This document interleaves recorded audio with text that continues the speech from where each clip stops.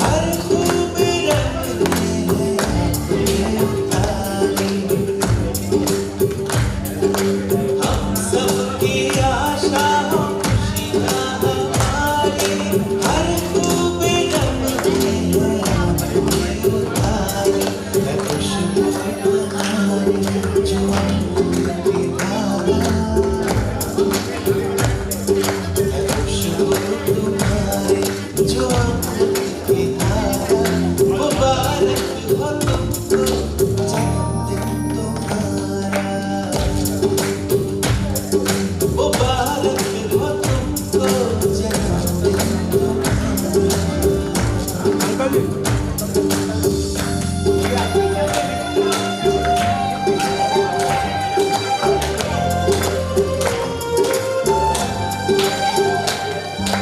सलामत रहो तुम है रब से गुजारिश,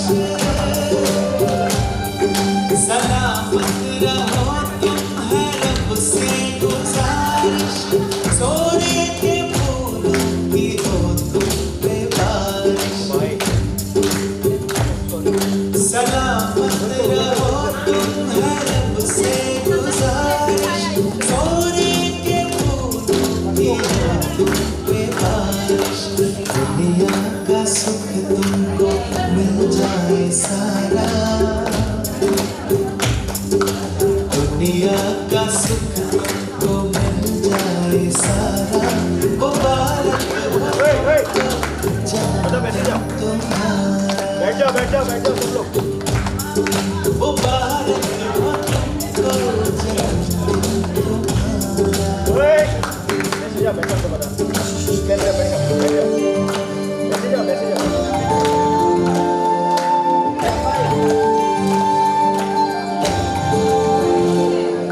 पसंद का तुम्हारी हो हर एक नजारा, पसंद का तुम्हारी हो हर एक नजारा, रुतबा हो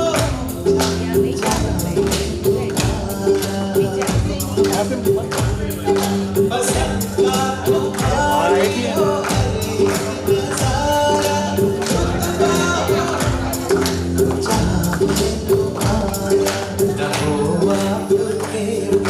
खुदा का गुजारा,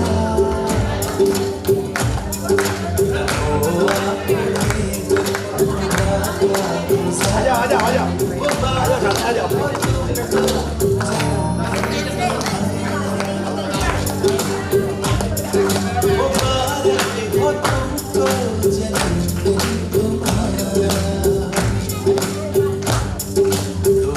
तुमको देता जहाज सारा, मुबारक हो तुमको जन्नत तुम्हारा, मुबारक हो तुमको जन्नत मुबारक हो तुमको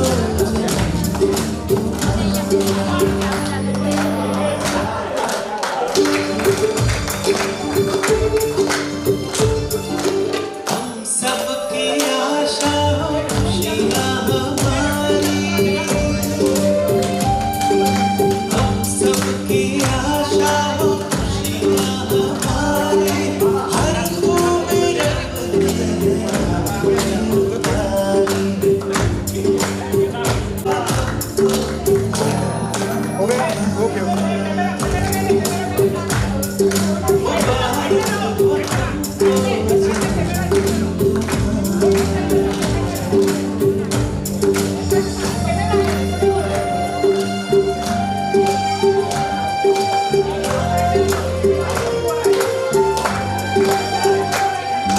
सलामत रहो तुम है रब से गुजारिश,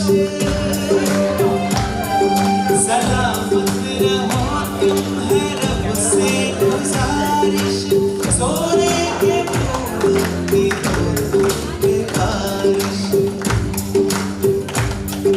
सलामत रहो तुम है रब से गुजारिश, सोने के फूलों की हो तुम पे बारिश, दुनिया का सुख तुमको मिल जाए सारा,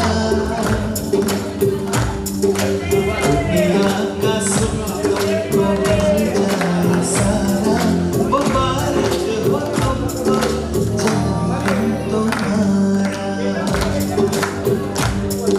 मुबारक हो तुमको जन्नत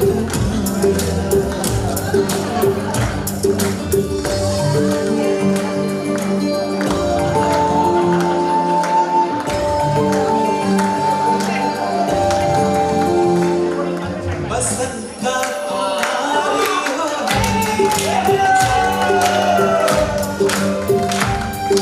पसंद का तुम्हारी हो हर एक नजारा, रुतबा हो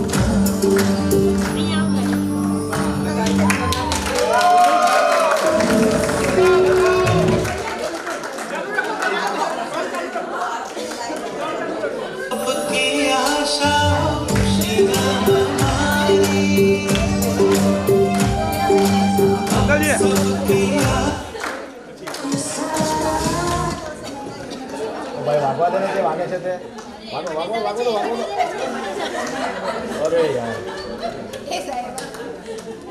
पुश कर दे पाछू पाछू से कर दे ए नीचे क्यों हाँ होगा होगा नेट गया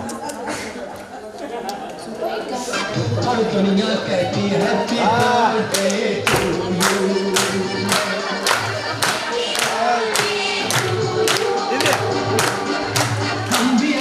बच्चे होते हम भी अगर बच्चे होते नाम हमारा बबलू बबलू मिलते लड्डू और दुनिया कहती happy birthday to you happy birthday to you कोयला का बढ़िया मोटर है तो कोयला का खिड़की लड्डू कोई चाबी का चट्टू और दुनिया कहती happy birthday to you Happy birthday to you.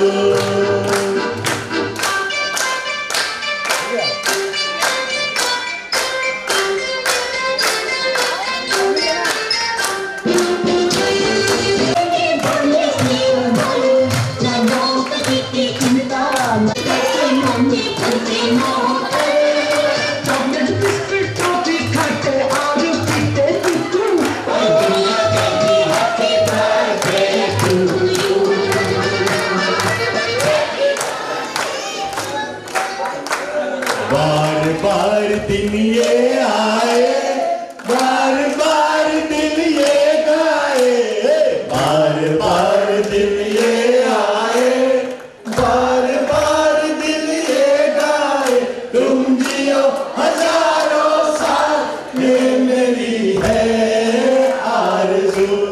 Happy birthday to you, happy birthday to you, happy birthday प्यारे भैया, happy birthday to you.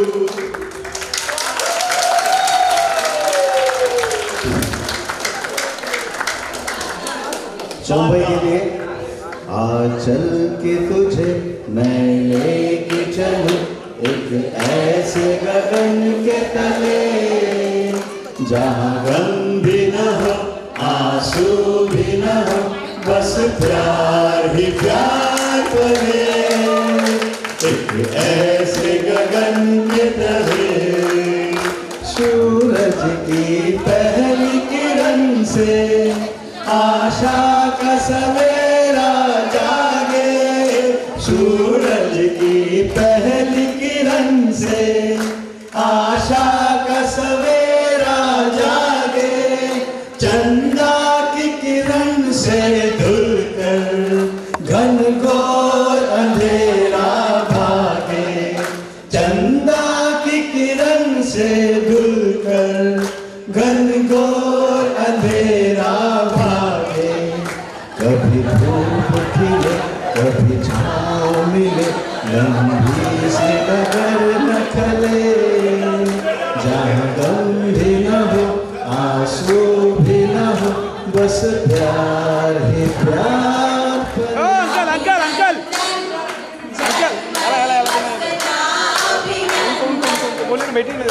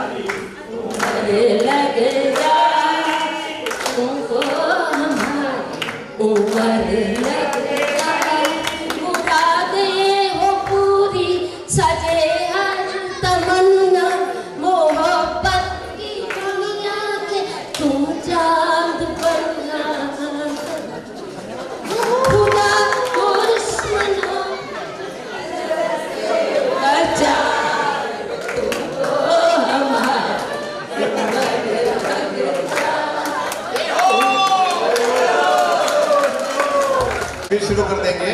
Group photo निकालेंगे लंच में या इवनिंग का या कभी भी फ्री टाइम पे।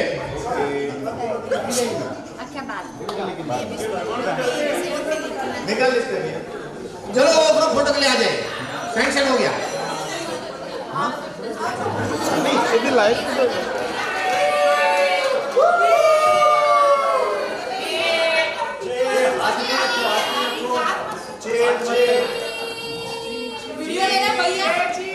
वीडियो भी ले रहा है। फोटो भी ले ले भैया। हाँ लेते मोबाइल में लेते हैं। ये मोबाइल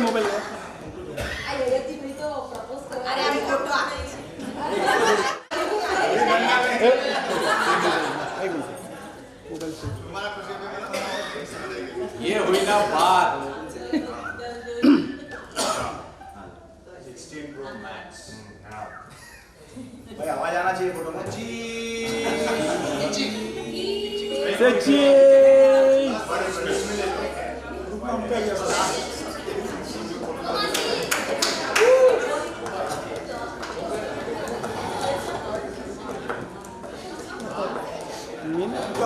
खूब खूब आपको धन्यवाद।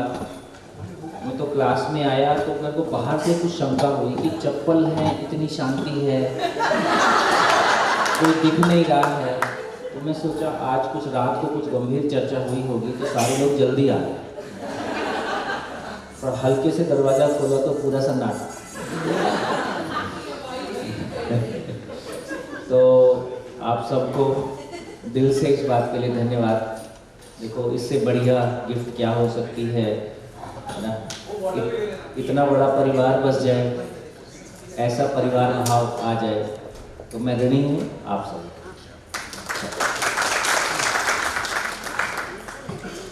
जहाँ उजास है पर ताप नहीं, जहाँ उजास है पर ताप नहीं, जहाँ सब हैं तू मैं आप नहीं।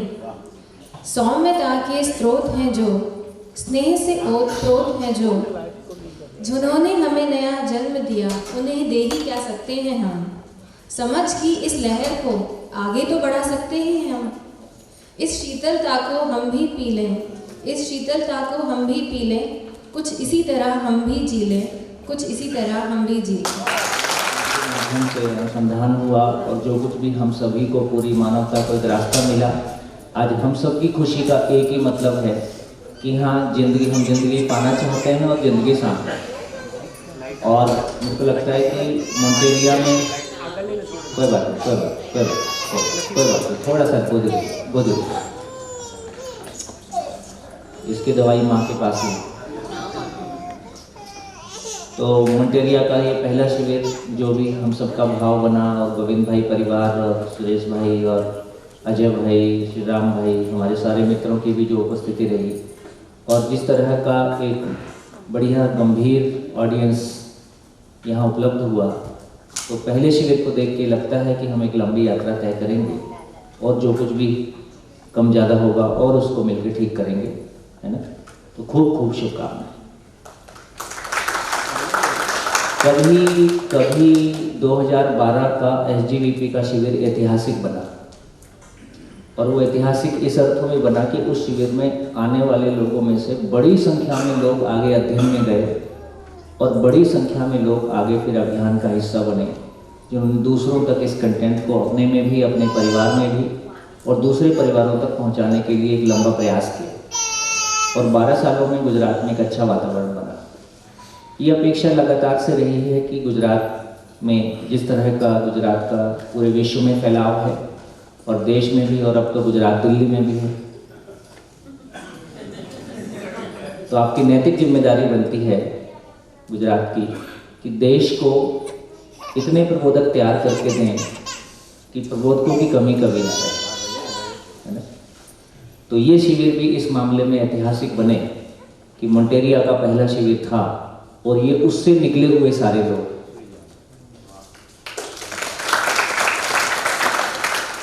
तो जितना कंटेंट आपने सुना आज और बाकी है, आप में से कितने लोगों को लगता है कि मैं इसमें आर पार हो सकता।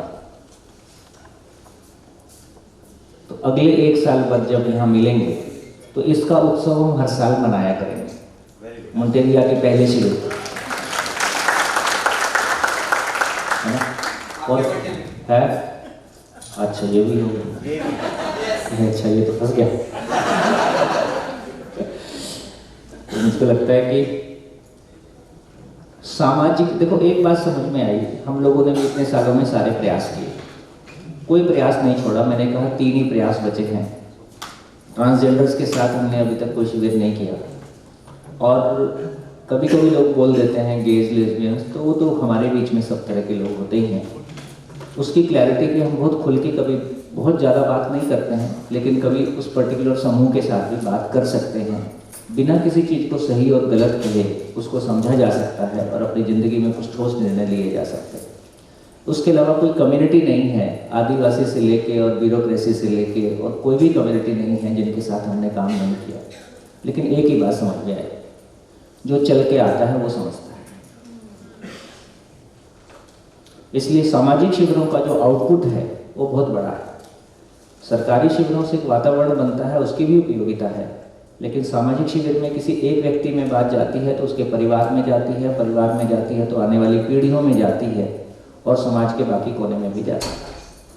तो कैसे हम एक बेहतर समाज, एक बेहतर दुनिया बना सकते हैं, अपनी भी दुनिया बदल सकते हैं, और अपने वातावरण में भी बहुत सारी चीज़ें कितने आराम से बदल सकते हैं। कितने लोगों को भरोसा हो गया जब आप पहले दिन आए थे, और आज खड़े होके जब मैंने पहले दिन कहा था यदि बैलगाड़ी ऑब्सोलीट हो सकती है तो पारिवारिक झगड़े, पारिवारिक क्लेश भी आउटस्लीट हो सकते हैं। अब कितने लोगों को भरोसा हो रहा है? ठीक है, तो ठीक है, अभी सब कुछ ठीक तो नहीं हो जाएगा, लेकिन एक आशा की किरण बनती है, क्योंकि ये समझ में आया कि प्रकृति अपने आप में पूर्ण है और कोई भी आदमी गलती करना चाहता नहीं है, और समझपूर्वक ही हर आदमी जीता है। समझ के आदमी गलतियों से मुक्त हो सकता है, और समझने के लिए एक बढ़िया प्रपोजल जिसको हम लॉजिकली अप्रोच कर सकते हैं, और आज के इस ज़माने में जो भी परिस्थितियां हैं उन सब के साथ में हम आराम से जी सकते हैं। तो पूरा एजुकेशन सिस्टम, पूरा पॉलिटिकल सिस्टम, सब कुछ एक ज्ञान की रोशनी में हो सकता है। ये एक बड़ी आशा की किरण। तो खूब खूब आपको धन्यवाद। ये दिन आपने जो मुझको प्यार और सम्मान दिया, ये मुझको नहीं है, तो बेसिकली एक मानवता की आशा की किरण के लिए।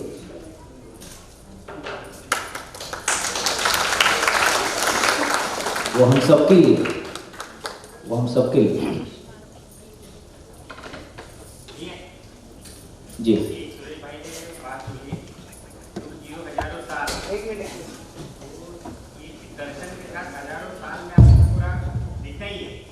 हाँ, तुम जियो हजारों साल और दर्शन के साथ हमेशा आप उपलब्ध रहिए सभी को, मानव जाति को। देखिए वो हम सभी के लिए है।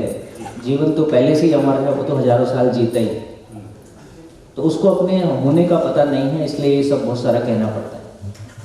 तो काम की बात इतनी है कि यदि मेरे को मैं होना समझ में आएगा तो वो तो हजारों साल उपलब्ध है ही, लेकिन वो हजारों साल ज्ञान के साथ जिए कि भ्रम के साथ जिए। तो भ्रम के ज्ञान के साथ जिएंगे तो तमाम हमारी अपेक्षाएं पूरी हो जाती हैं। मैं भी इतने साल से इस बात को बोल रहा हूँ, लेकिन ज्ञान इतना सरल हो सकता है, इतना सहज हो सकता है। अभी जो कुछ भी थोड़ी सी समस्याएं हैं वो ये हैं कि एक शिविर के बाद हम दोबारा मिलेंगे कि नहीं मिलेंगे, इसमें शंका रहती है।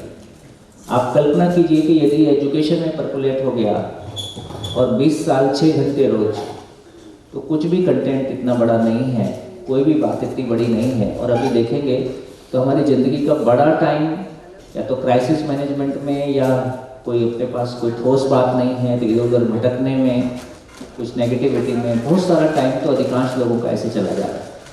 यदि हमारे पास एक निश्चित लक्ष्य होगा, निश्चित दिशा होगी, निश्चित कार्यक्रम होगा, उसके लिए वातावरण होगा, तो बहुत आराम से सब कुछ जितनी मेहनत कर रहे हैं इससे बहुत कम मेहनत में बहुत शानदार उपलब्धियों के साथ में जिया जा सकता है। तो ये हमको अपने लिए भरोसा हो सके, सबके लिए भरोसा हो सके।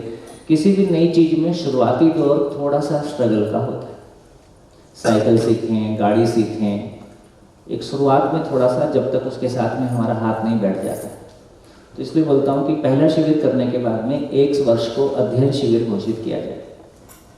1 साल पूरी प्रायोरिटी इसी बात को समझने जीने के अर्थ में रहेगी, बाकी सब काम थोड़ा सा सेकेंडरी कर दिए जाएं। क्योंकि पहला शिविर करने के बाद यदि 1 साल में थोड़ा सा संतोषजनक रिजल्ट अपने भीतर और बाहर दिखने लगता है, फिर हमेशा के लिए उत्साह बना रहता है। निश्चित समय में निश्चित रिजल्ट नहीं आता है तो फिर हमारा मन पहले से ही शंकालु है, कुछ नहीं हो सकता है, कुछ नहीं होगा, सब तो समझते हैं फिर भी कहाँ चलते हैं, सब कहने की बातें हैं, फिर वो पुराना माइंडसेट हावी हो जाता है। तो इसलिए आपकी यात्रा को कंटिन्यू करने की जिम्मेदारी आपकी है। उसमें जो कुछ भी हम मिल के वातावरण बना पाएँ वो सब हम कोशिश करेंगे ही, है ना। आज के दिन की चर्चा जो हम करना चाह रहे हैं वो बहुत महत्वपूर्ण है। आज बेसिकली हम अपनी ज़िंदगी के सर्किट बोर्ड पे आ गए। फाइनली जहाँ से सारी चीज़ें ऑपरेट होती हैं हम उस जगह में आज पहुँच गए। तो अब तक यह देखा जाए तो हमने कितनी चर्चा किया, तो हमने मानव से चर्चा शुरू किया, मैं और शरीर अलग अलग है ये पहचाना, फिर मैं और शरीर कहाँ से आ गया उसके लिए हमने अस्तित्व को पहचाना। तो मैं और शरीर कहाँ से आ गया, तो पता चला कि खाली स्थान है ही, इकाइयाँ हैं ही, खाली स्थान अपने आप में पूर्ण है, पूर्ण में होने से सभी इकाइयाँ अपनी पात्रतानुसार ऊर्जित हैं, और इस तरह से ये 4 अवस्थाएं सृष्टि के रूप में प्रकट है।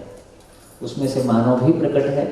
अब मानव को अपनी यात्रा आगे करना है। मानव अभी भी उस मूल ऊर्जा में है ही, मूल ऊर्जा अपने आप में पूर्ण है, इसलिए सभी मानव में पूर्णता की प्यास है। मेरे भीतर कोई अधूरापन है, मेरे परिवार में कोई अधूरापन है, समाज में कोई अधूरापन है, उसको हम निभा लेते हैं, चला लेते हैं, झेल लेते हैं, कुछ बातें किसी को पता चलती हैं, कुछ बातें हमें को पता होती हैं। इसलिए मैं बार बार कहता हूँ, हमारा एक घर वो है जो हम दुनिया को दिखाते हैं, हमारा एक घर वो है जो हमें को पता है।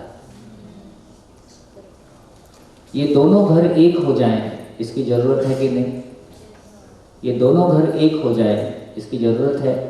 इसकी ज़रूरत है तो इसका मतलब है कि पूर्णता के प्यास मुझ में है ही, और समझने के लिए हमारे पास सामने है। तो मैं मानव के रूप में हूँ, समझ को पूरा होना है, समझ के साथ ही आचरण को पूरा होना है। समझ के बिना आचरण पूरा हो नहीं सकता, ये भी नियम है। अब जिस समझ की बात कर रहे हैं उसमें जिंदा रहने की समझ हमारे पास परंपरा से आई है, वो भी एक दिन में नहीं आई है, उसके लिए भी हजारों साल मानवता ने मेहनत किया है। लेकिन वो उपलब्ध हो गया तो परंपरा के रूप में उपलब्ध है, चल रहा है। जीने की समझ मध्यस्थ दर्शन के माध्यम से हमारे पास अवतरित हुई, और ये हमारा सौभाग्य है कि हमारी शरीर यात्रा में हुई। ये हमारा सौभाग्य है कि हम टच में आए। कितने लोग हैं जो हमसे अधिक सुपात्र होंगे लेकिन अभी टच में नहीं आए? कितने लोग होंगे? बहुत लोग होंगे, है ना? तो ये भी हमारा कोई सौभाग्य है कि हम टच में आए। मैं पिछले 20 सालों का गवाह हूँ कि टच में ज़्यादा लोग आए, टिक बहुत कम लोग पाए।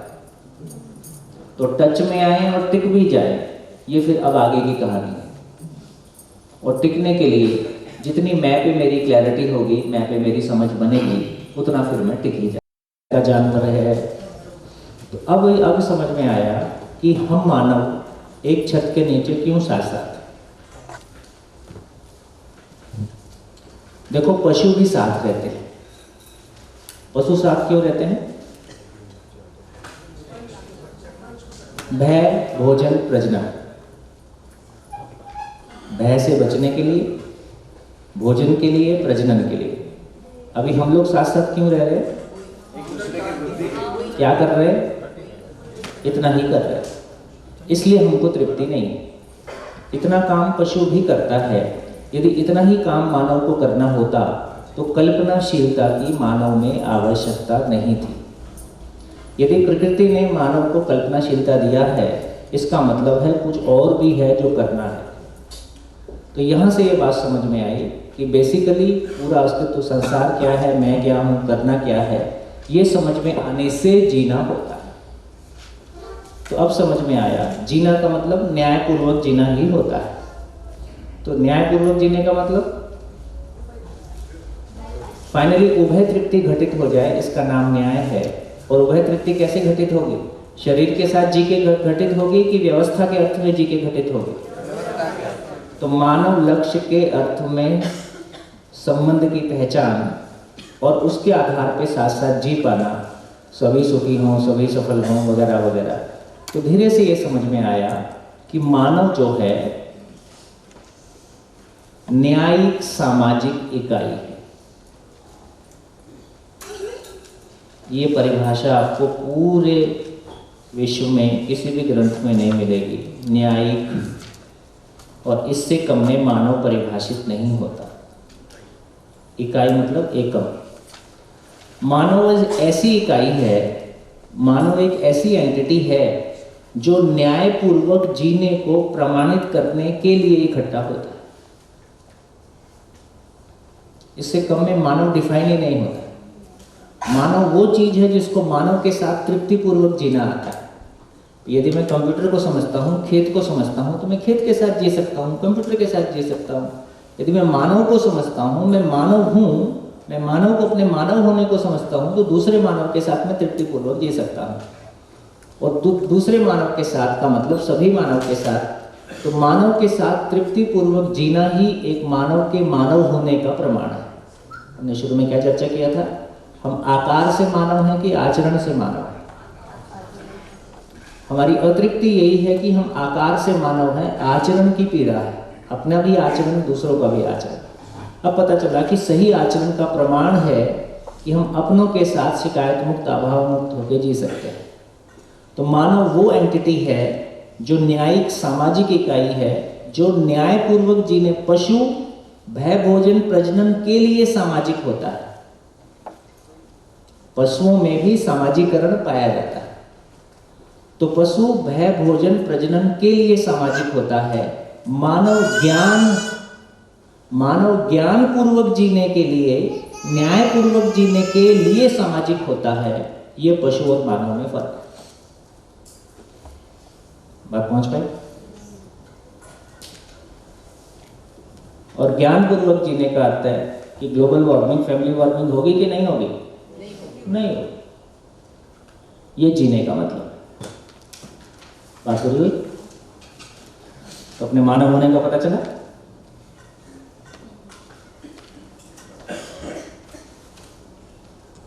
खुशी नहीं लगी कुछ है? ऐसा लगा किसने काम दे दिया है?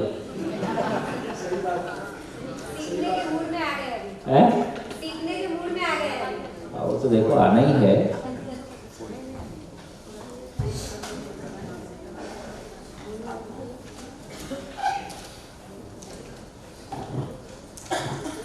क्या समझ में आया?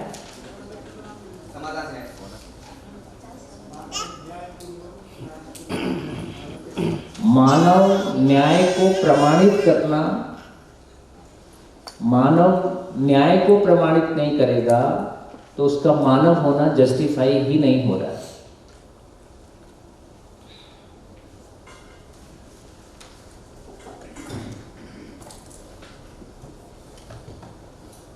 और मेरे मानव का होने का मतलब है स्वयं में किसी प्रकार की असुरक्षा, भय, अभाव की मानसिकता, मेरे भीतर कुछ भी नेगेटिविटी नहीं होना, स्वयं के लिए और सभी के लिए प्रेम होना, और उसकी ज़िंदगी को आगे बढ़ाने के लिए मेरे पास निश्चित कार्यक्रम होना। ये मेरे बड़े होने का मतलब है। बच्चे हमको बड़े क्यों माने? ये बात तो ध्यान में आ गई ना कि उम्र बढ़ने के साथ साथ बच्चों का बड़ों के प्रति सम्मान बढ़ता गया कि घटता गया? इसका मतलब बच्चे ये पहचानते गए कि ये इतने सम्मान के लायक नहीं है जितना हम दे रहे थे।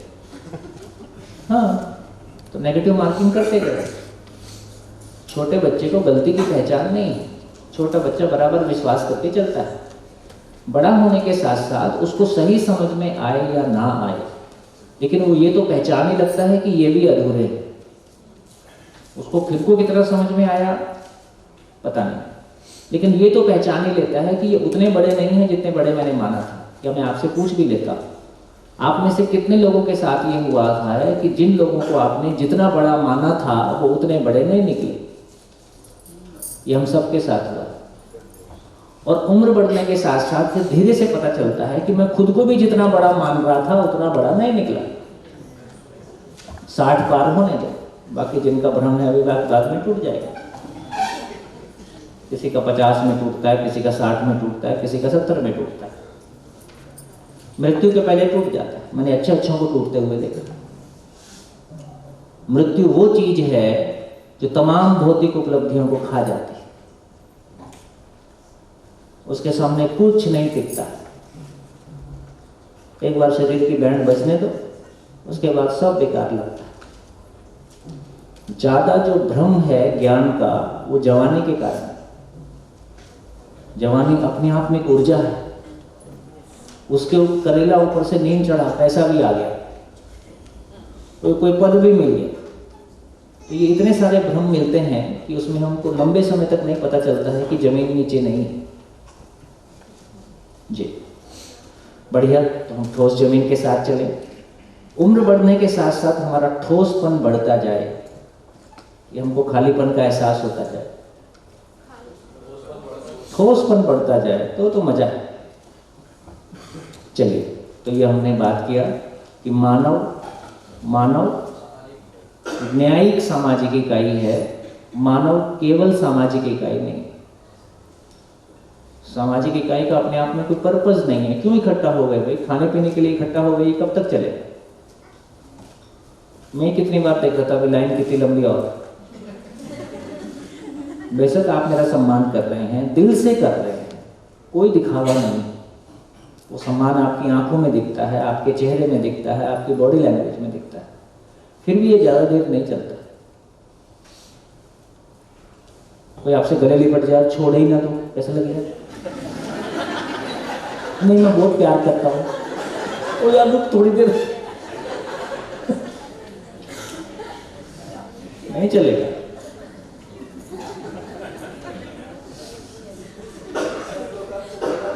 हाँ, सब लोग प्यार से खिला रहे थे। कुछ देर बाद मेरे को मुश्किल हो गई कि नाश्ता तो मैं करके आया ही था। नहीं तो स्टेट ऑफ माइंड ही है जिसमें कि निरंतरता हो सकती है और दूसरों के साथ भी निरंतरता हो सकती है।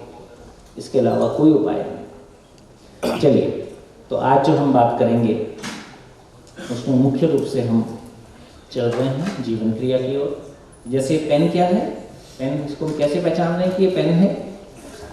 क्योंकि हमको पता है कि इससे हम लिखने की क्रिया संपन्न करते हैं। तो किसी क्रिया के नाम से हम कोई चीज को पहचानते हैं। जब हम जीवन क्रिया को, मैं जीवन क्रिया, जीवन को पहचानने की कोशिश कर रहे हैं,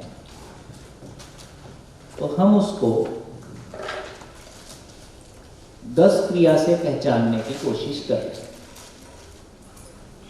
जीवन अपने आप में 10 क्रिया का अविभाज्य वर्तमान है। अविभाज्य मीन्स अनडिवाइडेड, वर्तमान मीन्स जो हमेशा है ही, अमर है। भ्रमित रहेगा तो भी 10 क्रिया हैं, जागृत रहेगा तो भी 10 क्रिया हैं, सशरीर होगा तो भी 10 क्रिया हैं, बिना शरीर होगा तो भी 10 क्रिया। और हमने ये भी पहचाना कि ये जीवन अपने आप में चैतन्य परमाणु है, जिस पे बहुत विस्तार से बात नहीं हुई है। अध्ययन बिंदु शिविर में इस पे हम ज़्यादा विस्तार पे बात करेंगे। तो परमाणु परमाणु ही रहेगा, उसमें ना कुछ घटना है ना बढ़ना है भौतिक रूप में, इसलिए उसको अमर भी कहा है। इसलिए मैं जो है अमर है। मानव में अमरत्व की कामना और अजेयत्व की कामना आदिकाल से रही है। इसलिए वो फिजिकली शरीर को अमर करने की कोशिश करता है। साइंस में जब हम देखते हैं तो शरीर को अमर होना है कि मैं अमर हूं ही केवल पहचानना है। अब ये भी समझ में आया कि क्लोनिंग मानव में सफल नहीं होगी। क्लोनिंग किसकी करेंगे? शरीर की करेंगे कि मैं की करेंगे? शरीर की करेंगे। और क्लोनिंग हम क्यों करना चाहते हैं? क्योंकि हम आइंस्टीन और विवेकानंद पैदा करना चाहते हैं, या हम लादेन पैदा करना चाहते हैं, जिसका जो भी पर्पस होगा। आइंस्टीन, विवेकानंद और लादेन शरीर है कि मैं हूं? मैं हूं। और मैं को हम पैदा कर नहीं सकते। तो पता चला हम लादेन की शक्ल का, विवेकानंद की शक्ल का शरीर बना सकते हैं। एज इट इज शरीर बन जाएगा। ये क्लोनिंग की सफलता होगी। लेकिन उसमें विवेकानंद के गुण कहां से लाए? वो तो किसी मैं का एक्सप्रेशन था।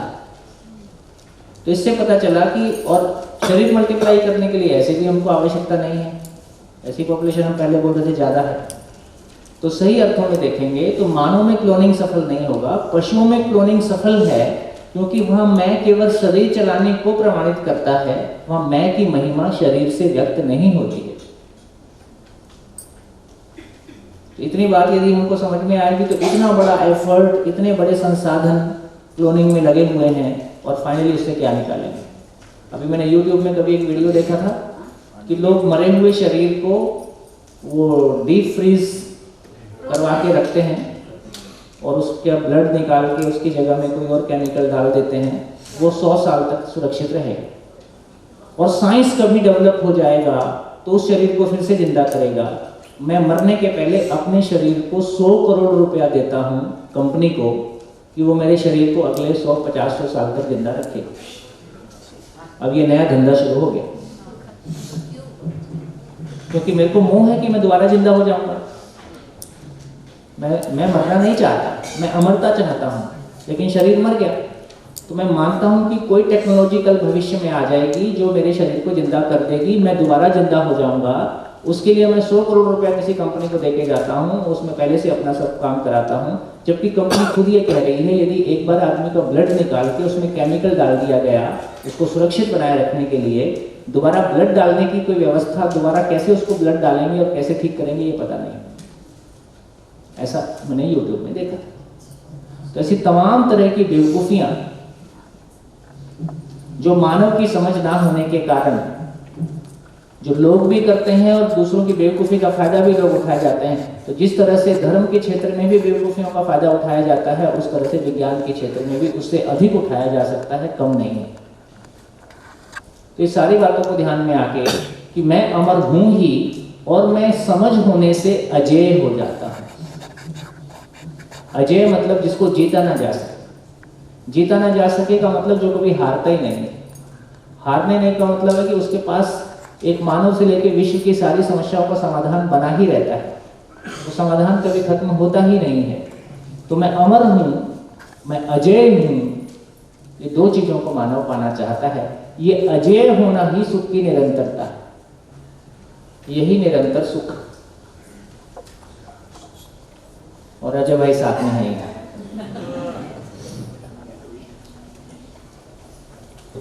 बढ़िया। तो क्या करना है? हमको स्वयं के अमरत्व को, अजेयत्व को पहचानना। यही हमारे में भय और भ्रम से मुक्ति है, यही सुख का आधार है, और यही सशरीर हमको ये काम पूरा करना है। इस संसार में अभी देखें तो शरीर जिंदा है और मैं का पता नहीं। शरीर के मरने के पहले मैं जिंदा हो जाऊं, मैं जागृत हो जाऊं, तो मेरी शरीर यात्रा सफल हो जाए। तो जीवन के बारे में बात करेंगे तो हम 10 क्रियाओं की बात करते हैं। मैं 10 क्रियाओं को लिख देता हूं एक बार, ताकि हम फटाफट आगे बढ़ पाएं। तो जीवन में एक क्रिया है आस्वादन क्रिया। अभी पहले नाम लिख लेते हैं, फिर बात करते जाएं। दूसरी क्रिया है चयन क्रिया। तीसरी क्रिया है तुलन क्रिया।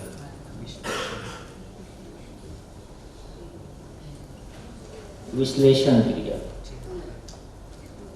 इसको कहते हैं साक्षात्कार क्रिया।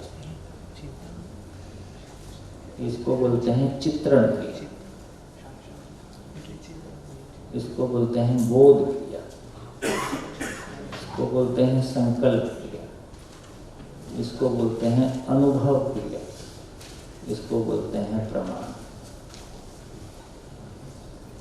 तो ये 10 क्रिया सभी मानव में है ही।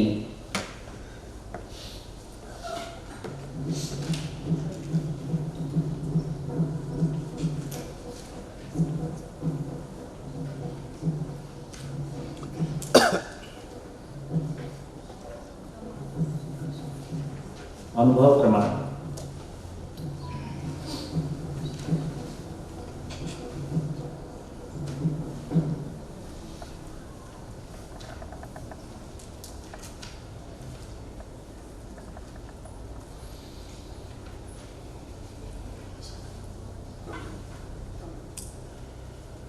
चले?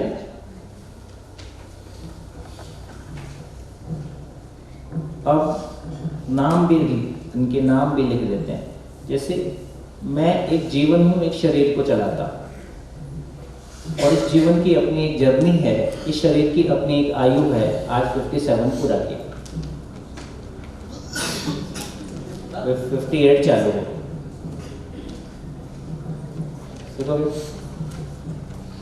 तो इसका अर्थ यह हुआ कि लेकिन इस जीवन और शरीर के साथ होने का नाम सोम है। ये टोम भी हो सकता था और ओम भी हो सकता था। और ये सोम किसी का पति है, किसी का पिता है, किसी का बेटा है, किसी का मित्र है, ऐसे कई सारी भूमिकाओं में। तो क्रिया बेसिकली जीवन और शरीर का साथ साथ होना। उस क्रिया का नाम जैसे मेरा नाम सोम है, तो आस्वादन क्रिया का नाम मन है। और सारा चयन किसी सुख की आशा में होता है, तो चयन क्रिया का नाम आशा है। तो अब हमारे को एक बात सामने आ गई कि मन हमने कई बार इस्तेमाल किया। मन शब्द हम दिन में कई बार बोलते हैं, लेकिन मन के नाम से क्या चीज है, ये हमारी क्लैरिटी कम बनती है। या हाँ,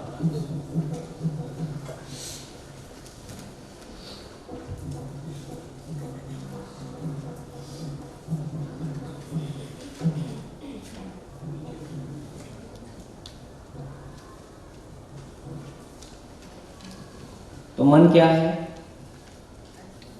मन के बारे में क्या बोला? बोले 1000 घोड़े का बल। और मन के बारे में क्या बोला? बोले बहुत चंचल होता है। और मन के बारे में क्या बोला? मेरा मन इस काम में नहीं लग रहा है, मेरा मन उस काम में नहीं लग रहा है। फिर क्या बोला? मेरा एक मन ये कहता है, मेरा दूसरा मन ये कहता है। फिर यहीं तक नहीं रुके, मेरा दिल ये कहता है, मेरा दिमाग ये कहता है। ऐसा बहुत सारा भाषा हमारे पास है। लेकिन ये कहाँ हो रहा है? यदि हम सभी बोल रहे हैं तो यदि दिल के बारे में बात करते हैं, दिल कहीं तो है। किडनी के बारे में बात करते हैं, किडनी कहीं तो है। यदि मैं मन मन मन दिन भर बोलता हूँ, विचार बोलता हूँ, मेरे भाव बोलता हूँ, तो इसका मतलब ये भाव विचार मन कहीं तो होगा। तो अब पता चला ये भाव विचार मन तमाम जो कुछ भी आशा विचार इच्छा है, ये सारी चीज़ें मैं में होने वाली क्रियाएं हैं। और ये मैं अपने आप में माँ बाप से नहीं बनता। प्रकृति में जिस तरह से अनंत परमाणु हैं, उसी प्रकार मैं का होना भी एग्जिस्टेंशियल घटना है, ये बायोलॉजिकल घटना नहीं है। और इसलिए हर मैं की अपनी एक जर्नी है। अपनी जर्नी में हर मैं अलग अलग जगह में पहुंचा हुआ है। उसी जर्नी को हमने योग्यता, पात्रता, क्षमता कहा है।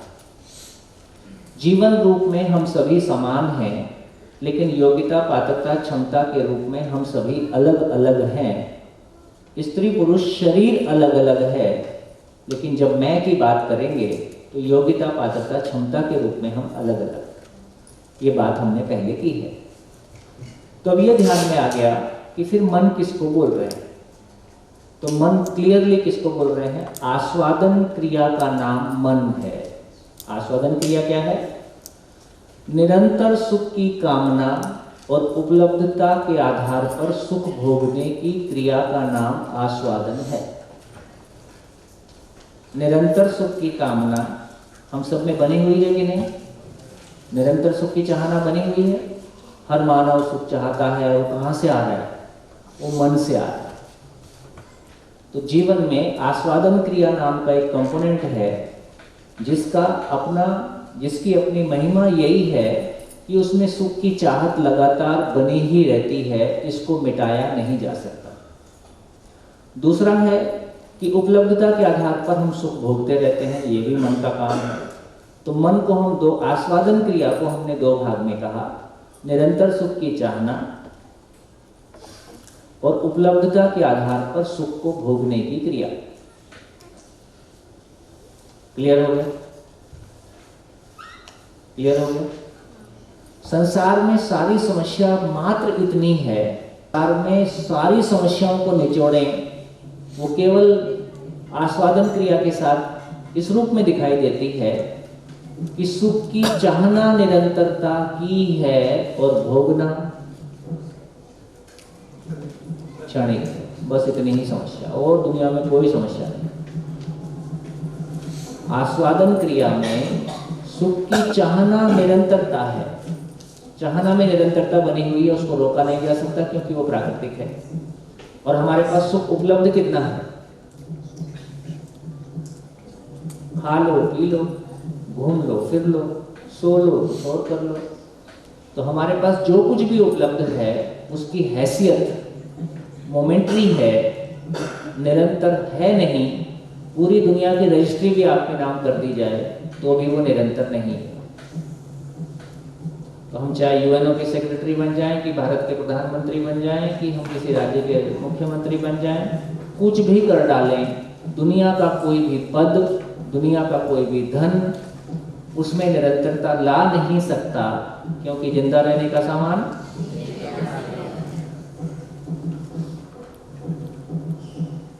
ये नियम समझ में आने से हमारी कल्पनाशीलता को एक दिशा मिलती है।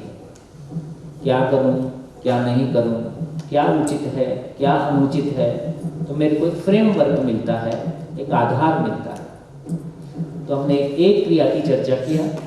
हमने कहा कि आस्वादन क्रिया का नाम मन है, चयन क्रिया का नाम आशा है।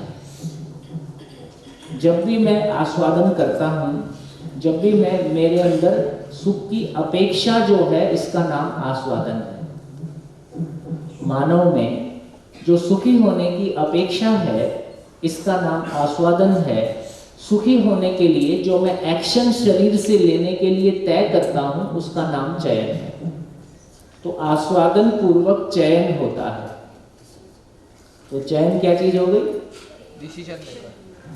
सुखी होने के लिए मैं शरीर से कुछ करूंगा।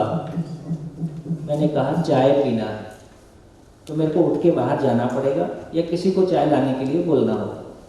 तो यदि मेरे सुखी होने की कोई अपेक्षा है, उस अपेक्षा के लिए शरीर से जो एक्शन करना है उसके लिए जीवन में जो निर्णय होता है उसका नाम चयन।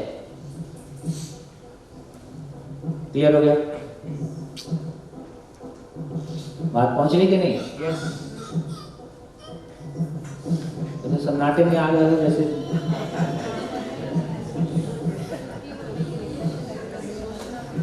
है भारी है ये जो मेडिकल की इतनी मोटी मोटी किताब पढ़ी थी उससे भी भारी है।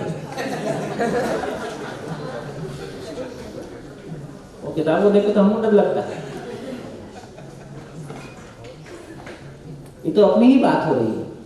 देखो इसको सुनने का सही तरीका क्या है? शब्दों से नहीं सुनना है, क्रिया को सुनना। जब मैं आपके सामने बोलता हूं कि मानव में निरंतर सुख की चाहना है तो इसको सुनना है कि अपने में डायरेक्टली देखना है? हाँ, ये तो मेरे बारे में बोल रहे हो। तो जो कुछ बोला जा रहा है आपके बारे में डायरेक्टली बोला जा रहा है। आप ऐसे हो और आपसे ये भी कहा जा रहा है कि आप असहमत होकर दिखाओ समझने की जिम्मेदारी के साथ। इससे बड़ी और क्या बात हो सकती है? हाँ जी, फिर से रिपीट करता हूं। आस्वादन क्रिया क्या है?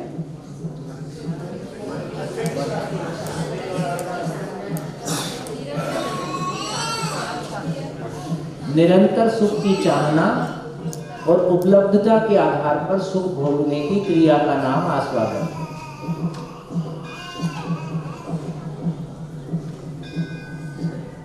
ठीक। चयन क्रिया क्या है?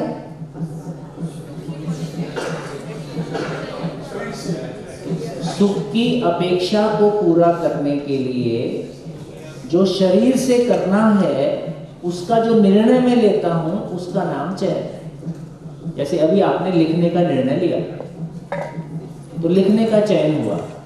आपको लगा कि काम की बात है, मेरे सुखी होने के लिए जरूरी है, इसको लिख लेता हूं ताकि मैं बाद में भी रेफर कर पाऊं। तो आपने लिखने का चयन किया। लिखने का चयन पहले किया, बाद में लिखना शुरू हुआ। बढ़िया। जिसका चयन करते हैं पैदल उसका आस्वादन होते ही रहता है। जैसे आपने चयन किया मैं कोई क्वेश्चन करूं, आपने क्वेश्चन किया। जब आप क्वेश्चन कर रहे थे, जब आप बोल रहे थे तो उसको आप भी सुन रहे थे। बोलने के बाद पता चला कि मैं जैसा क्वेश्चन को फ्रेम करना चाहिए था वैसे मैंने फ्रेम नहीं किया, तो फिर अपने में कमी महसूस हुई।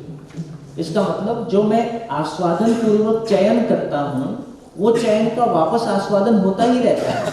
तो चयन क्रिया निरंतर है, आस्वादन क्रिया भी निरंतर है।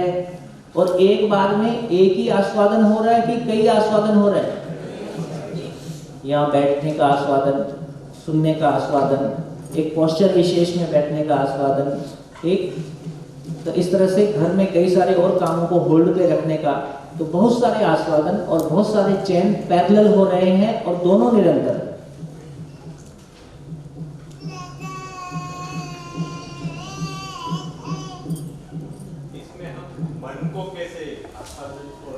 ये आस्वादन क्रिया का नाम मन है। अभी जोड़ देते हैं। तो ये समझ में आया कि एक भाषा ये बनती है कि आस्वादन क्रिया का नाम मन है, दूसरी भाषा बनती है कि चयन क्रिया का नाम आशा है। क्योंकि जितना भी चयन होता है, एक्शन हम लेते हैं, वो सुखी होने की आशा में लेते हैं, इसलिए चयन क्रिया का नाम आशा है। अब इसको दूसरी भाषा दे सकते हैं जो हमारे ज़्यादा नज़दीक है। या जैसे अब ध्यान दीजिए कि जब मैं कोई चीज़ का आस्वादन करता हूँ, रसगुल्ला मेरी जीभ पे रखा है या मैं कोई बात सुन रहा हूँ, सुनने से अच्छा लग रहा है, तो जब मैं आस्वादन कर रहा हूँ उस समय मैं अपने में हूँ कि अपने से बाहर हूँ? अपने में। और जब मैं चयन करता हूं तो मैं बाहर की तरफ एक्शन, तो मैं एक्शन का चयन करता हूं। तो इसका मतलब है कि आस्वादन क्रिया स्थिति क्रिया है, इसको बोला स्थिति क्रिया। चयन क्रिया गति क्रिया।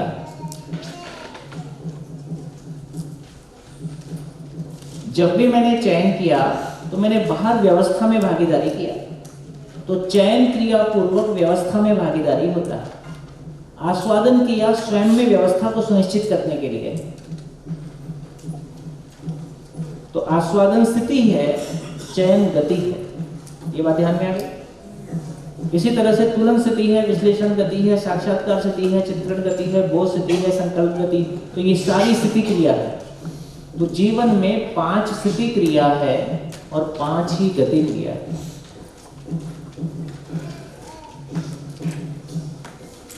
बढ़िया। जैसे हम आस्वादन करते हैं, कोई चीज का सुख लेते हैं, है ना, उस समय हम अपने आप में हैं। मैं कहता हूं अब मैं चाय पी रहा हूं, चाय जीभ पे गई और मैं स्वाद ले रहा हूं, ये क्या है? मेरे अंदर। मैं कहता हूं मेरे को चाय पीना है, अब गति कहां है? बाहर की तरफ। तो चयन पूर्वक मैं दूसरे मानव के साथ, प्रकृति के साथ कनेक्ट करता हूं। आस्वादन पूर्वक मैं स्वयं में होता हूं, इसलिए आस्वादन को स्थिति कहा, चयन को गति कहा। तो ये सारी क्रिया गति क्रिया है, ये सारी क्रिया स्थिति क्रिया है। अभी के लिए धीरे धीरे और विस्तार करेंगे। अब दूसरी भाषा बनती है। अब ये भी समझ में आया कि आपको याद होगा हमने चर्चा किया था कि अस्तित्व में हर इकाई स्वयं में व्यवस्था, याद है, और व्यवस्था में भागीदारी के स्वरूप में है। जैसे ये पेन स्वयं में व्यवस्था, इंक वो खत्म हो जाता है, कार्ट्रिज तो नया डालते हैं। तो इसका मतलब है कि ये पेन अपने आप में एक व्यवस्था है, और व्यवस्था में भागीदारी क्या है? इसे हम लिखने का काम लेते हैं। ये माइक सिस्टम अपने आप में एक व्यवस्था है, मैकेनिज्म है, और फाइनली इसका व्यवस्था में भागीदारी हम करते हैं।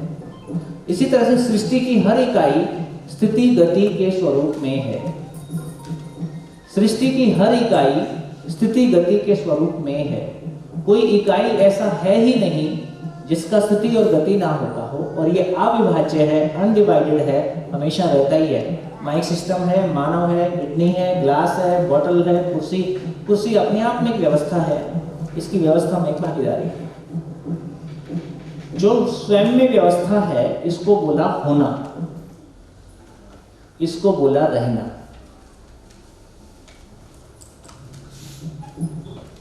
इसको बोला स्थिति, इसको बोला गति। यदि मानव की बात करेंगे और मन की बात करेंगे तो मन की भी एक स्थिति है, मन की भी एक गति है, तो उसको बोलेंगे मन स्थिति, मनोगति।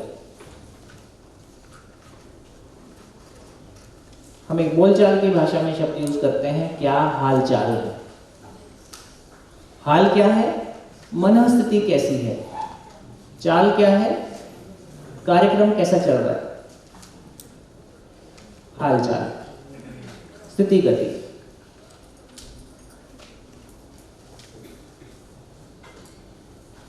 बढ़िया। तो ऐसा हम देख रहे हैं, तो ये ध्यान में आ गया कि सृष्टि में हर इकाई स्थिति गति के स्वरूप में है। तो हम अब एक भाषा दे सकते हैं, क्या? मन स्थिति में आस्वादन करता है, मन ही गति में चयन करता है, उसको हम आशा के रूप में पहचानते हैं। मन की स्थिति और मन की गति। बढ़िया। मन स्थिति में आस्वादन करता है, मन स्थिति में सुखों को भोगता है, मन गति में सुख पाने के लिए निर्णय लेता है। चाय पीना है, ये चयन है। सारा चयन सुखी होने की आशा में है। मन स्थिति में आस्वादन करता है, मन गति में चयन करता है, उसको हम आशा के रूप में पहचानते हैं। सारा चयन सुखी होने की आशा में है। जैसे आप शिविर में आए तो सुखी होने की आशा में आपने यहां आने का चयन किया। जो चयन किया है फिर उसको उपलब्ध हो जाए, उसका आस्वादन होगा। मैंने कहा चाय ले आओ, सामने वाला चाय ले आया, मैंने जाके चाय पिया। चाय पिया तो उसका स्वाद मिला। जैसे जब मैं चाय पीता हूं, स्वाद मन को मिला, उसका पोषण शरीर को मिला। हर चीज में जो स्वाद भोगने वाला है वो मैं ही हूं, मन ही है। शरीर को भोगने वाला भी मन है, ज्ञान को भोगने वाला भी मन है, रिश्तों को भोगने वाला भी मन है, और दुखी होने वाला भी मन है। इसको निरंतर है ये कैसे पता चला? अब ये निरंतर है तो ये पता चला कि जो मैं नाम की चीज है, ये जो मैं नाम की चीज है, ये कहाँ है? मूल ऊर्जा में है।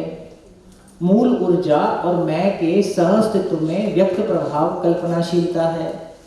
कल्पनाशीलता क्या है? विश्लेषण का नाम विचार है, चित्रण का नाम इच्छा है, और तीनों को एक साथ मिलाया तो इसका नाम कल्पना है।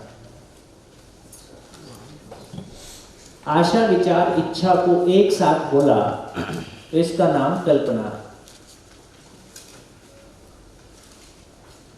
तो कल्पना कैसी है? निरंतर है कि क्षणिक है?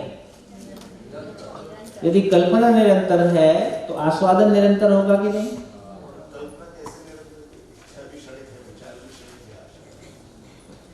आशा विचार कल्पना जब हम आइटम वाइज सोचते हैं तो क्षणिक लगता है, लेकिन आशा की ताकत लगातार बनी रहती है कि नहीं?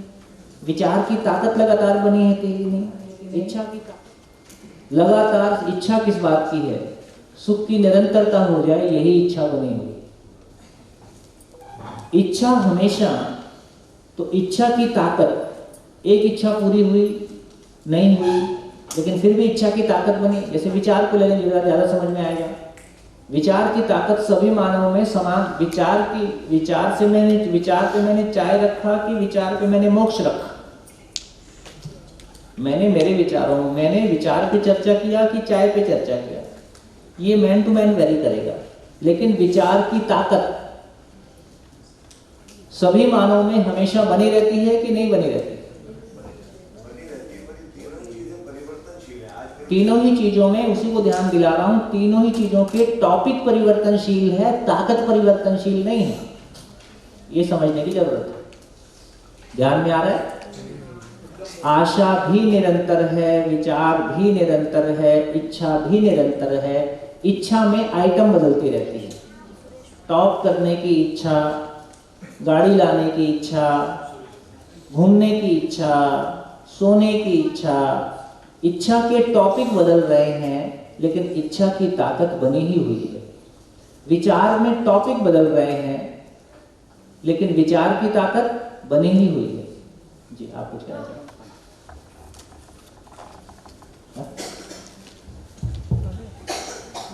मैं आज बंसल भाई के सपोर्ट में बोल रहा था।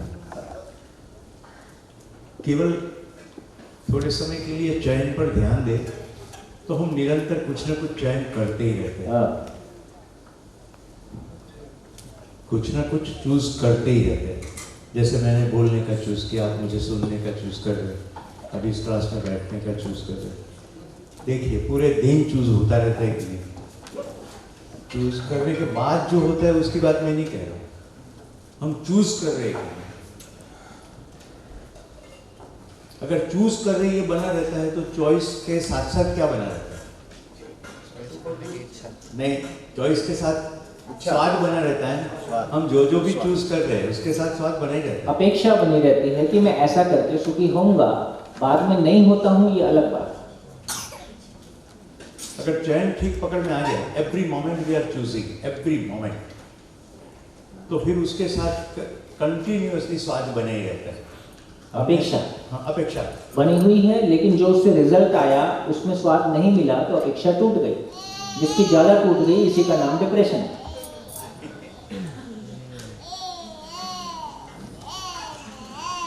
तो ये कोई बार जोर का झटका लग जाता है। हाँ जी, कितने लोगों को दो क्रिया एकदम क्लियर हो गया? आस्वादन और चयन दो क्रिया सभी मानव में होता ही रहता है और ये निरंतर है। तो आस्वादन क्रिया निरंतर है, इसी को 1000 घोड़े का बल कहा गया। आस्वादन क्रिया निरंतर है, इसी को 1000 घोड़े का बल कहा गया। आस्वादन क्रिया बोले मन चंचल होता है। कितने लोगों ने सुना? सभी ने सुना। आप चंचलता चाहते हो कि स्थायित्व चाहते हो?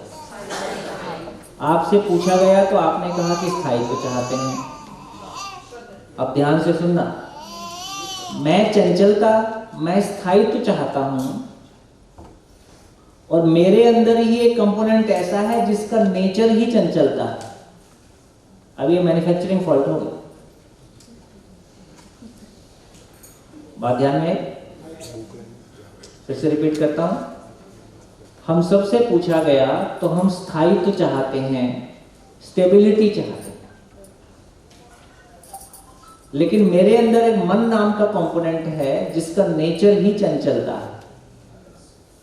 अब यदि उसका नेचर ही चंचलता है तो चंचल रहेगा कि नहीं रहेगा? और मैं स्टेबिलिटी चाहता हूं, तो मैन्युफैक्चरिंग फॉल्ट हुआ कि नहीं हुआ?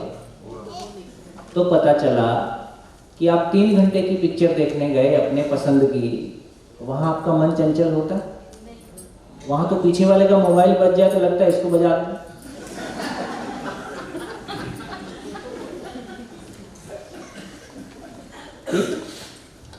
इससे ये समझ में आया मन का स्वभाव चंचलता है या मन को निरंतर सुख की तलाश है और हम क्षणिक उपलब्ध कराते हैं, उसका निरंतर सुख के लिए भटकना को हम चंचलता बोलते हैं।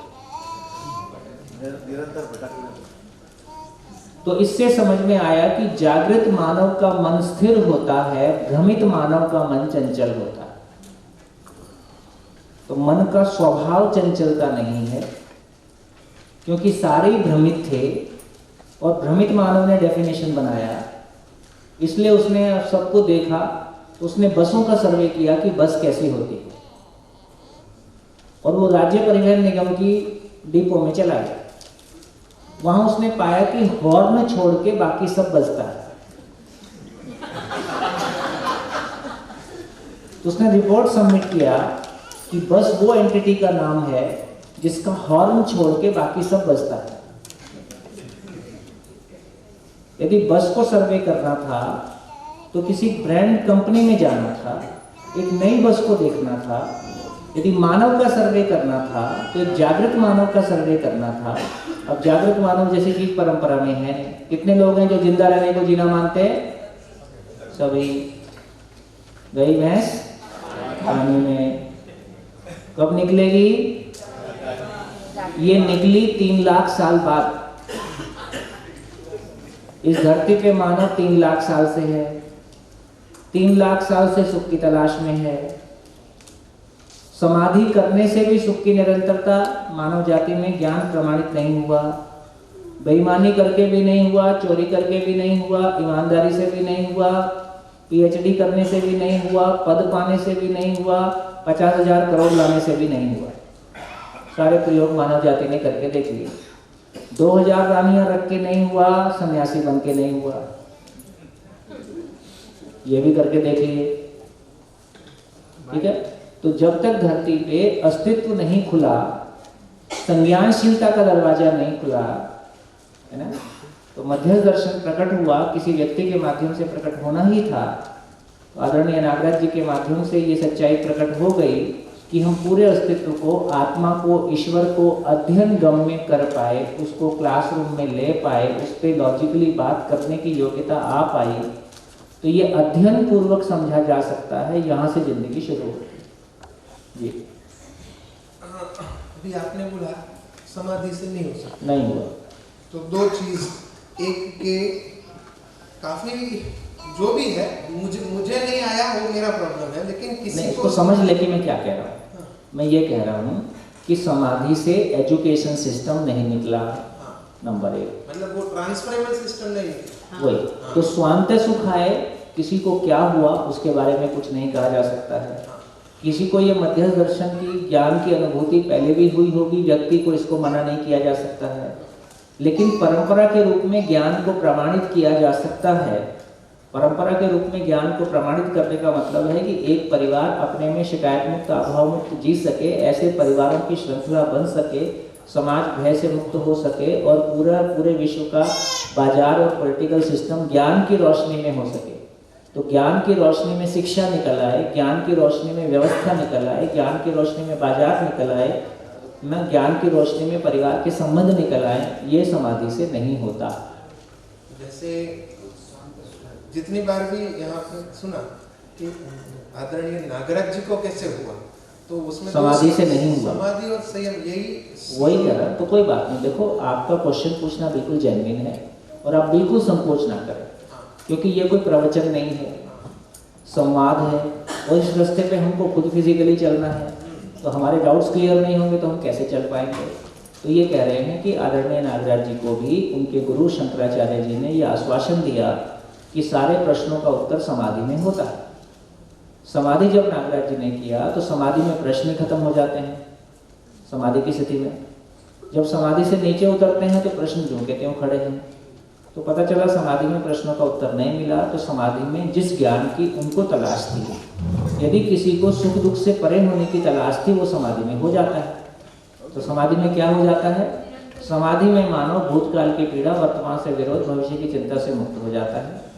समाधि में किसी भी प्रकार के शरीर के सुख दुख से परे हो जाता है। समाधि की स्थिति में वो ना तो ये कह पाता है कि ये सुख है, ना ये कह पाएंगे कि हम हो पाए, ये बहुत मुश्किल है। इसका मतलब है समाधि की महिमा को कम नहीं किया जा रहा है, लेकिन समाधि से क्या शेष रह गया इसको भी पहचानने की आवश्यकता है। समाधि इस देश के लिए कोई नई चीज नहीं है, चाहे हमको आपको नहीं हुई है ना, लेकिन ऐसे ग्रंथ, ऐसे महापुरुष मिलते ही हैं इस धरती पे। आज भी समाधि संपन्न लोग होंगे ही। उन्होंने अपने लिए स्वांत सुखाय, उसको कहा स्वांत सुखाय। इंडिविजुअल लेवल पे शायद ये परिस्थिति को एज अ जागरूकता के रूप में पाया, लेकिन वो रेप्लिकेबल मॉडल नहीं। रेप्लिकेबल नहीं। आदरणीय नागराज जी खुद इस बात को हमारे सामने बोलते थे कि मैं एक समाधि संपन्न व्यक्ति हूँ, मेरे सामने मेरे मार्गदर्शन में कोई समाधि के लिए कोशिश करेगा तो मैं नहीं बोल सकता कि उसको होगी कि नहीं होगी। ट्रांसफरेबल नहीं है। समाधि के पहले आदमी संसार के किसी काम का नहीं है, क्योंकि वो तो विरक्त होकर वहां गया है, और समाधि के बाद उसने जो कुछ देख लिया, अब संसार उसके किसी काम का नहीं है। तो दोनों में ये संसार ऐसे ही चलेगा, सुख दुख साथ साथ है, जीवन एक संघर्ष है, संसार माया है, कुछ समझ नहीं। जय हो, मंगल हो। सो एक पर्सनल मॉडल के लिए समाधि में भी डन।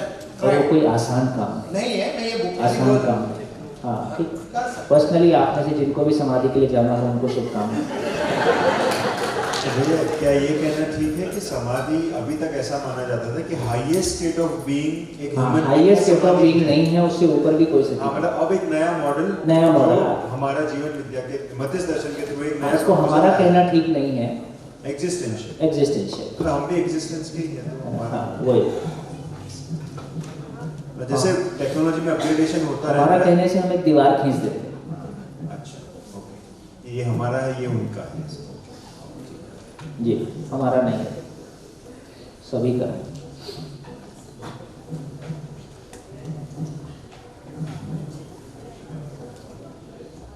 आशा विचारित तुम यहाँ पे आ गए तो मन की क्लैरिटी हो गई। यहाँ पे हम थे कि मन चंचल है, तो अब पता चला मन निरंतर सुख के लिए शोधरत है, इसका नाम चंचलता हमने दिया। ये बात अलग है कि मन कई दिशाओं में एक साथ काम कर सकता है। चंचल का कोई भी पॉजिटिवली कहें तो उसका एक दूसरा डायमेंशन ये है कि मन की ये ताकत है, क्योंकि वो अक्षय बल सकती है, तो वो एक ही समय कई चीज़ों को एक साथ कर सकता है। अभी मैं कहाँ गया था? हाँ, पिछली बार जब लोनावाला में शिविर में आए थे तो वहाँ एक मंदिर में गए थे, वहाँ एक जैन साधु की फोटो थी, उनके बारे में कहा गया कि वो शतावधानी सिद्धि को सिद्ध किए। शतावधानी को साधना जैन परंपरा में होगी। शतावधानी का मतलब है कि मन एक साथ 100 जगह में एक साथ रह सकता है। हमारे बचपन में एक हम एम ए हरदयाल पता नहीं किसका एग्जाम्पल सुनते थे कि कई मान लो 10 कमरों में एक साथ घंटी बजाना शुरू किया एक साथ, तो वो 10 कमरों की घंटियां एक साथ सुनेगा और बता देगा किस कमरे में कितनी घंटियां बजी। तो मन को इतना साधा जा सकता है। हमारा मन एक बार में एक बात नहीं सुनता है, उनका एक बार में 10 चीजें सुनता है। इससे निकला ये कि जीवन की किन्हीं शक्तियों का, जैसे हम स्पोर्ट्स करते हैं, भाग लिए 100 मीटर इतना जल्दी भाग लिए, इससे फाइनली निकला क्या? एक तरह से देखेंगे तो शरीर के लिए बहुत ही उचित नहीं है, शरीर इतना तेज दौड़ाने का शरीर का कोई पर्पज नहीं, लेकिन फाइनली ये तो पता चला कि शरीर की ताकत क्या है, शरीर की ताकत क्या हो सकती है। और जब तक मानव भ्रमित है उसको कहीं ना कहीं तो लगाए रखना पड़ेगा। तो कुछ लोग दौड़ते रहो, कुछ लोग योगा करते रहो, कुछ लोग स्टेडियम में बैठ के मैच देखते रहो। ये लोग खाली रहेंगे तो सबकी जान ले लेंगे। तो भ्रमित संसार को अंगेज रखना भी एक कार्य है। तो कुछ लोग फिल्मों में बैठे रहेंगे, कुछ लोग सोशल मीडिया देखते रहेंगे, तो ये भी एक जरूरत का काम।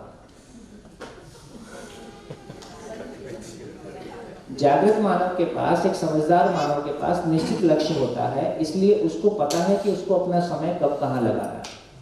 भ्रमित मानव के पास कोई निश्चित लक्ष्य नहीं है, उसको अंगेज नहीं करेंगे तो दूसरे लोग को तंग करेगा। इसलिए अभी भारतीय परंपरा में, मेरे को बाहर का नहीं पता है, परिवार भी अपने बच्चों को कुछ देर के लिए स्कूल में छोड़ आते हैं ताकि वो बाकी काम निपटा लें। तो स्कूल भी अंगेज रखने की जगह है, जिंदगी देने की जगह नहीं है। कैसा लग रहा? फिर समाधि में जाना ठीक है कि समाधि से बाहर ही रहना अच्छा है? आप तो जाके देख ही लो। नहीं बताओ आप मैं भी देखो सोच नहीं रहा है, और आपको आकर्षण लग रहा है तो आप 2-4 साल लगा के देखो। जिसको भी आकर्षण लगता होगा तो पर्याप्त साहित्य और लोग हैं, 2-4 साल कुछ कोशिश करके देखिए। ठीक हो गया? चलिए आगे चले। नमस्कार। आगे कहाँ पहुंच गए? तो अब ये स्थिति, अब ये क्लैरिटी हो गई। हाँ जी नमस्कार भाई साहब। तो ये क्लैरिटी हो गई कि मन स्थिति में आस्वादन करता है, मन ही गति में चयन करता है, जो सुख की आशा में ही होता है। या आस्वादन क्रिया का नाम मन है और चयन क्रिया का नाम आशा है, जो भाषा हमको ठीक लग जाए। तो इस रूप में हमने देखा कि आस्वादन और चयन 2 क्रिया जीवन में होती है। अब चलते हैं तीसरी क्रिया। तीसरी क्रिया का मतलब, अब ये क्लैरिटी बन गई कि मैं सुख की निरंतरता चाहता हूं। अब हर व्यक्ति के पास किसी भी गिवन सिचुएशन में 2, 4, 5, 6, 10 ऑप्शन बने ही रहते हैं।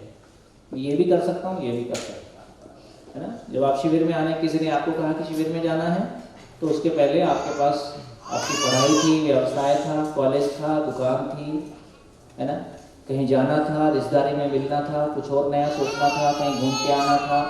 ऐसे आपके पास 5-6 ऑप्शन और भी थे। उसमें से एक ऑप्शन ये भी आया कि आप शिविर भी जा सकते हो। तो आपने फाइनली शिविर को चूज किया। तो किस आधार पे किया?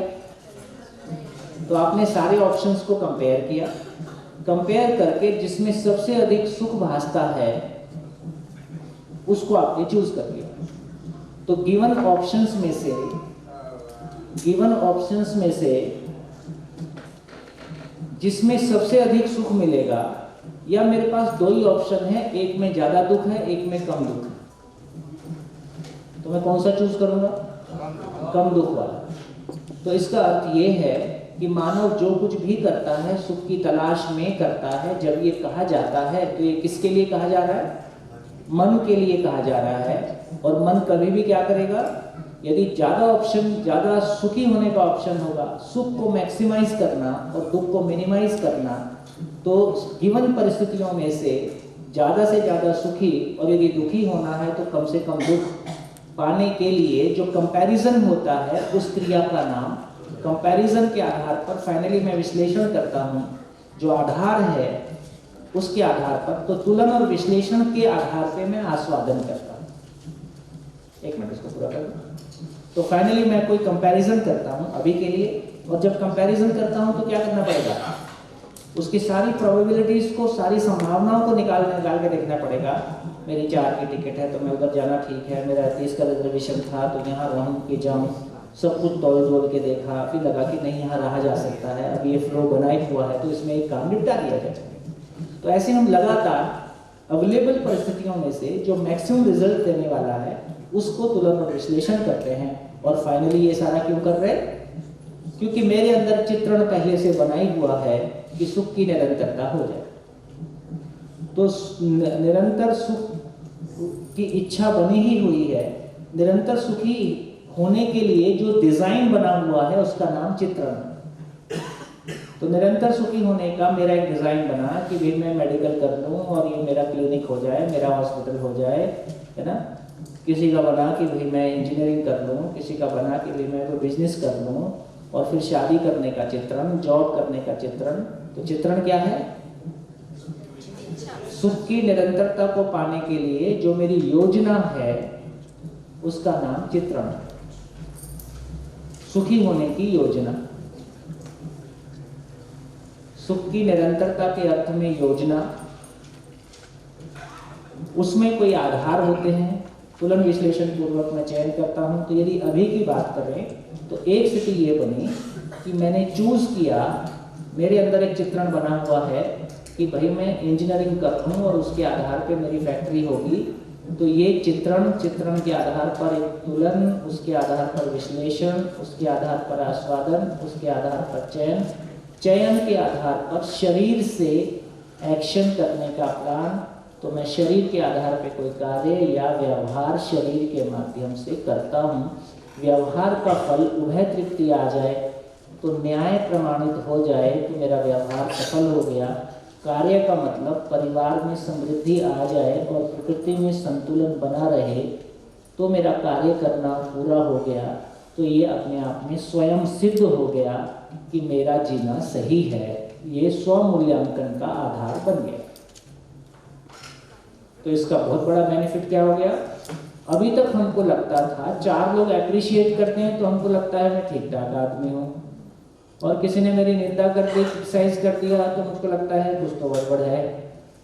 क्योंकि सही गलत को नापने का हमारे पास कोई यूनिवर्सल आधार नहीं है। ना अच्छाई का यूनिवर्सल आधार है, ना बुराई का यूनिवर्सल आधार है। नथिंग इज गुड और bad, everything is a matter of perception. अब ले लो पर भैंस परमानेंट पानी में। हाँ, तो हमको सब कुछ जस्टिफाई, बहुत सारी बातें जब कही जा रही हैं तो वो हमेशा गलत ऐसा नहीं है, लेकिन उसका भी अपना एक पर्सपेक्टिव है। जब ये कह रहे हैं कि कुछ सही गलत नहीं है तो इस दृष्टि से कहा जा रहा है कि धरती के सभी मानव जो कुछ भी करते हैं सुख की तलाश में करते हैं। मूलतः वो गलती करना चाहता नहीं है, वो गलती करता नहीं है, वो तो अपने सुखी होने के लिए अपनी मानसिकता के अनुसार कोई डिजाइन बना रखा है जो कि प्रकृति सहज नहीं है, तो उसकी तरफ से वो गलती नहीं करता। ये सही है, लेकिन वो ऐसा सुखी होने का डिजाइन एग्जिस्टेंस में नहीं है, इसलिए वो गलत है। बढ़िया जी जी। कि चित्रण से तुलन, तुलन से विश्लेषण, विश्लेषण से आस्वादन, आस्वादन से चयन, तो काम चित्रण पे करना पड़ेगा। हाँ, काम चित्रण पे ही करना पड़ेगा, बिल्कुल। तो वो समझा चाय पी के जय हो, मंगल हो, कल्याण हो, चाय के बाद।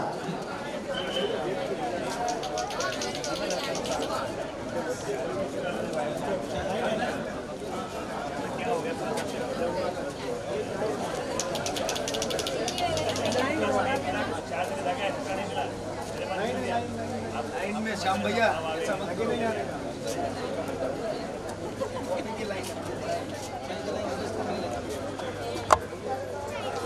पानी